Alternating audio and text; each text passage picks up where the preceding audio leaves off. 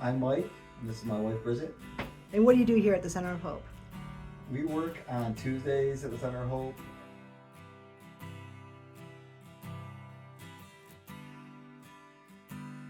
All right, so I happened to be here last night with you guys. I'm not normally here at night, and it was amazing. There were so many God encounters that when I went home and told Bob, I felt like I was telling him a story.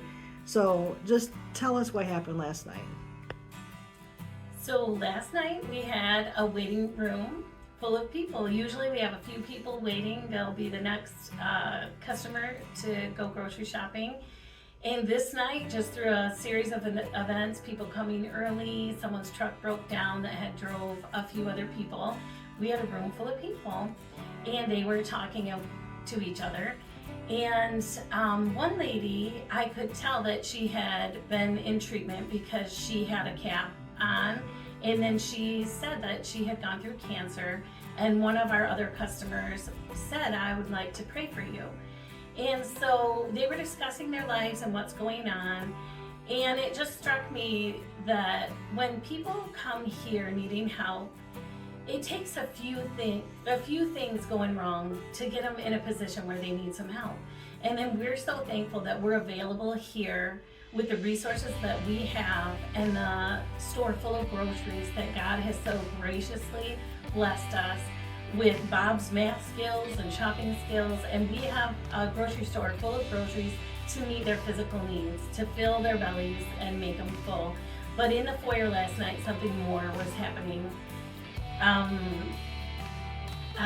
She had offered to pray for her, and then I looked at my chart and I noticed that she wasn't signed in, and I thought perhaps we had dropped the ball and not done our job, so I went and checked with her. And she had come with her brother, and they had just lost their mother in January. Her boyfriend had just died, and she was going through cancer for the second time in her life. And she decided to come to the Center of Hope to go for a drive and get out of the house because she was kind of a shut-in with the cancer treatment. So I asked her if she would mind if I prayed for her. And I invited everyone in the waiting room to join in if they wanted to. And so we prayed for her, and everyone joined in, and one of the other customers had a resounding amen at the end of the prayer, and people were moved to tears because of what God did. Not because there are groceries here, or not because Mike and I or other people volunteer to sign you up and walk you through the store. It's because God showed up, and compassion showed up, and people took care of people, and our customers were taking care of each other, and we were blessed to be able to be a part of that.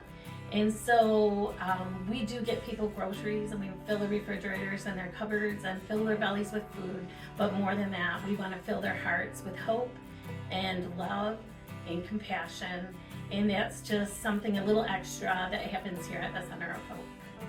Tell us more about the other people that were there and what maybe some of their situations were and how they reacted when you guys start praying.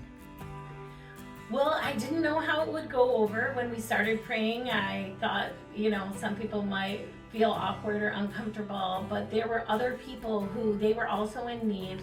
Someone else had just been let out of the hospital, and I could see that they had a port in their arm, and I didn't get to hear his story, but everyone has a story.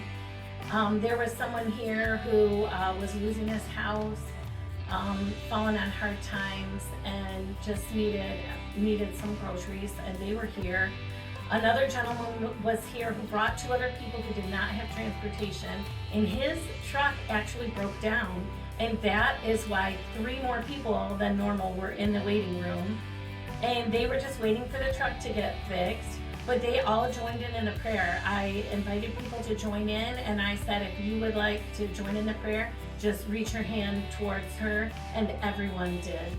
And like I said, there was just a resounding amen from one of the other clients at the end of the prayer, and it was a special moment, one that I won't forget.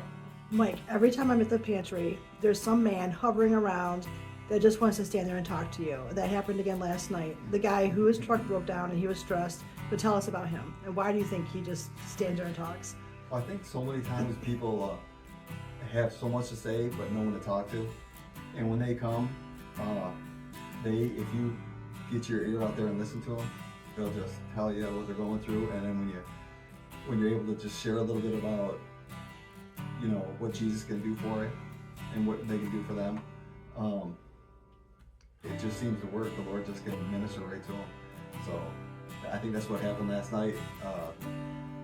Mark, he had so much to say, and you know, Jesus said, you know, that he came for those who need a doctor, and a lot of these people need a doctor, and in other words, they're in need, and so, you know, Jesus can take care of it, and they know that.